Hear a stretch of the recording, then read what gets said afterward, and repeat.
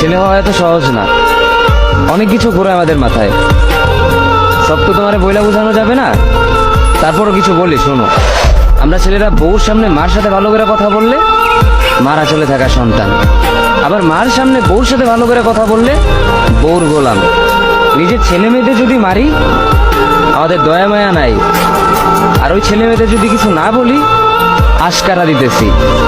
নিজের বউরে দিয়া যদি জব করাই সেই ক্ষেত্রে আমি বউর কামাই খাই, আর যদি বউরে দিয়া জব না করাই আমি সন্দেহ করি। সারাদিন ঘরের বাইরে থাকলে আমরা ভাদাইম্মা, আর যদি ঘরের ভিতরে থাকি তাহলে বেকার, কাজ কাম নাই। আর এই তোমাদের মেয়েদের গায়ে যদি আমরা ভুলেও টাচ করি না আমরা নির্যাতক, আর যদি তোমরা মেয়েরা আমাদের গায়ে হাত তুলো আমরা কাপুরুষ। আর একটা ছেলে কি বা করে পুরো লাইফে নিজের জন্য? মার ওষুধের থেকে শুরু করে বউ বাচ্চার প্রত্যেকটা শখ পালন করার দায়িত্ব একটা পুরুষের। কিন্তু কি লাভ এত কিছু কইরা? দিন শেষে একটা ভুল করলেই সবাই ভুলা যায় যে কে কি করছে তার জন্য।